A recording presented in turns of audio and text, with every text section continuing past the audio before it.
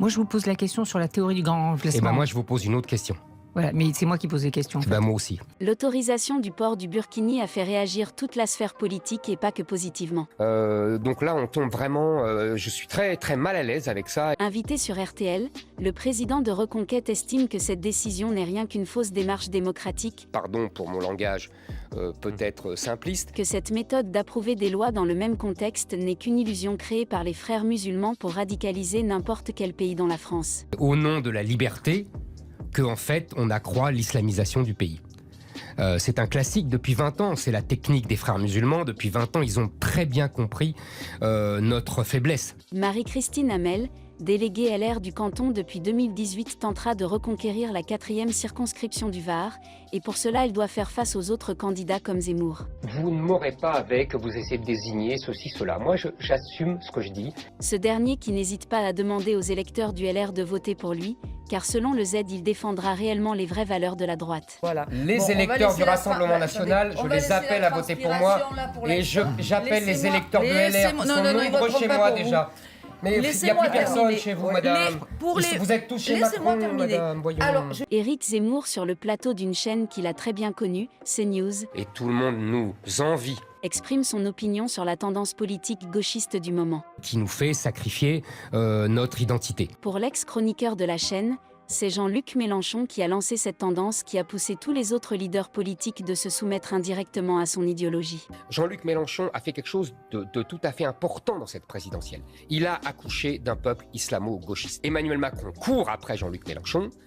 Marine Le Pen court après Jean-Luc Mélenchon. C'est clair pour Éric Zemmour, l'actuel ministre de l'Intérieur nous cache la vérité. L'histoire m'a plutôt donné raison. Selon l'ex-chroniqueur et polémiste, Darmanin ne veut pas admettre que les fouteurs de troubles durant le match entre le Real de Madrid et le Liverpool sont des banlieusards. Alors, je parle de moi.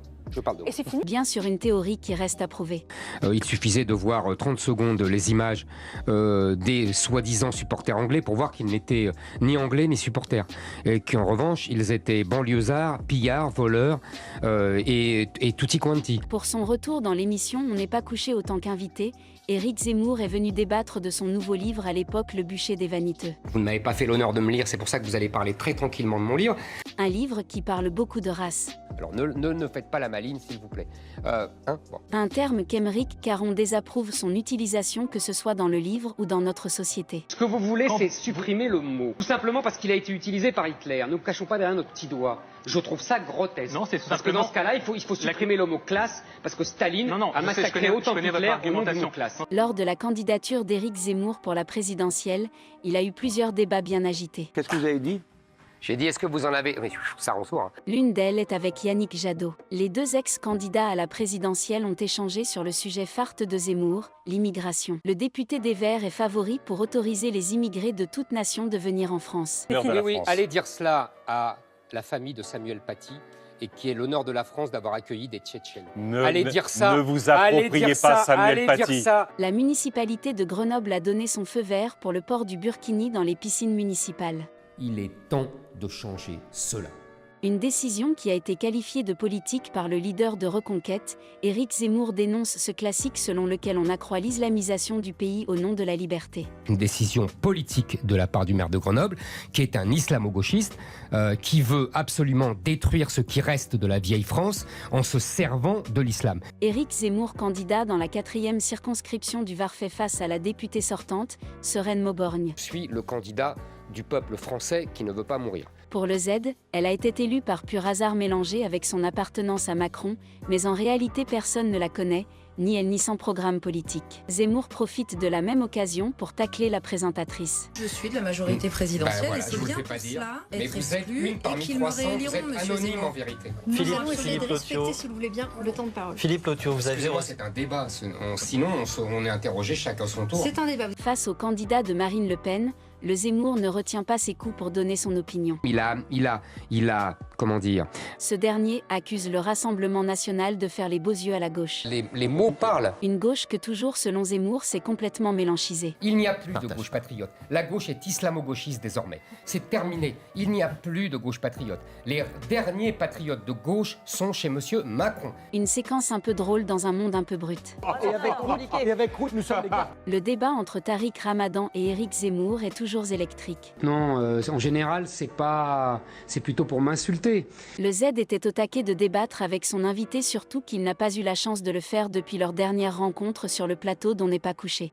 Vous êtes dans le rejet. On va en parler, alors, je vous attends, ne vous inquiétez pas. Non, allez-y, moi aussi. allez-y, je vous en prie. Mais vous m'avez déjà trouvé, ne m'attendez pas. Donc en l'occurrence, ça c'est un premier élément. Invité pour parler de sa candidature pour les législatives. À la sauce française, si j'ose dire. Éric Zemmour a profité de la même occasion pour donner son avis sur le nouveau gouvernement d'Emmanuel Macron. Je pense que le gouvernement fait n'importe quoi. Le Z a déjà critiqué à plusieurs reprises la nomination du ministre de l'Éducation. Cette fois-ci, c'est le ministre de l'Intérieur qui prend. Monsieur Darmanin annonce le quinquennat qui vient, c'est-à-dire le quinquennat de l'avènement de racailles. 11 des 13 personnes tuées ou blessées par un suprémaciste de 18 ans dans un supermarché de Buffalo aux États-Unis étaient noires. D'après ses premiers aveux, il a tué au nom de la théorie du grand remplacement.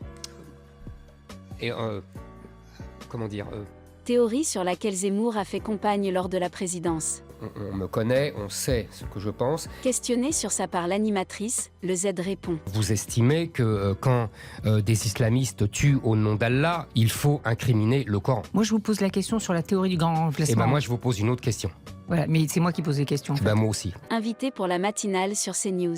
Laurence Ferrari se pose la question sur l'avenir du parti Reconquête et comment il va résister si aucun de ses candidats ne sera élu. Du fait que nous soyons aisés ou non, conservateurs ou non, Zemmour prend l'exemple du FN qui a résisté 30 ans sans presque aucun député et avec des millions de dettes sans oublier d'envoyer une petite pique à Pécresse. Reconquête n'a pas 20 millions de dettes comme le Rassemblement national. Nous avons des finances saines. Car j'ai fait plus de 5%, donc je serai remboursé de la moitié de mes frais de campagne, contrairement à d'autres. Les esprits se chauffent lors du débat entre Zemmour et Jadot. Attaqué par le candidat des Verts en l'accusant d'être un collabo. Zemmour, pris d'une petite rage, se défend en dénonce Yannick Jadot d'être à la merci de la gauche. Alors ne donnez pas de leçons. C'est facile d'être résistant 80 ans après. Mais il ne faut pas être collabo aujourd'hui, et c'est ce que vous êtes. Vous êtes un collabo des islamo-gauchistes. Sur le plateau dont n'est pas couché, Natacha Polony défend le féminisme. Attends, les mouvements féministes, obligés. Non. Bah attends, t'as vu comment les femmes étaient traitées? Elles n'étaient pas maltraitées du tout, t'es- c'est un mythe. Pour la chroniqueuse, c'était le précurseur dans la société française pour que les femmes aient pu avoir des droits autant que les hommes, tout en prenant l'exemple du chéquier. Oui, bien sûr. Puisque presque un siècle en arrière et selon Polony, les femmes n'avaient pas le droit d'avoir un chéquier comme les hommes. Le coup du chéquier, je l'entends depuis que j'ai 12 ans. En 65, personne n'avait de chéquier. Vous croyez que les ouvriers, ils avaient un chéquier? Arrêtez, la bourgeoise, elle avait pas de chéquier, mais l'ouvrier non plus, ils étaient payés à la semaine.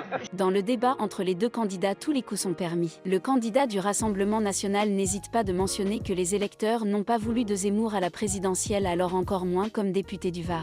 Moi, j'ai perdu le premier tour, monsieur Lotiot. Vous avez tout à fait raison et je le reconnais volontiers. En revanche, vous avez perdu le second tour. C'est-à-dire que les électeurs de monsieur Mélenchon n'ont pas voté pour vous, contrairement à votre mythe. Lors d'une de ses interventions dans la soirée du second tour de la présidentielle, Zemmour a déclaré que c'est la 8e fois que la défaite frappe le nom des Le Pen. Questionné sur cette phrase par la journaliste, le Z se justifie que c'est un commentaire sur la déclaration de Marine Le Pen après sa défaite. Marine Le Pen parlait de victoire éclatante alors qu'elle avait pris 41-59. Je voyais ses propres électeurs à Hénin-Beaumont qui pleuraient parce qu'elle avait perdu. Donc il n'y avait pas de victoire éclatante. Éric Zemmour ne veut pas lâcher l'affaire, l'ex-polémiste est convaincu. Tout le gouvernement et son président mentent sur la région de Seine-Saint-Denis. Selon Zemmour, la région est très loin de la réalité décrite par Macron. Emmanuel Macron n'ose pas dire ce qui est.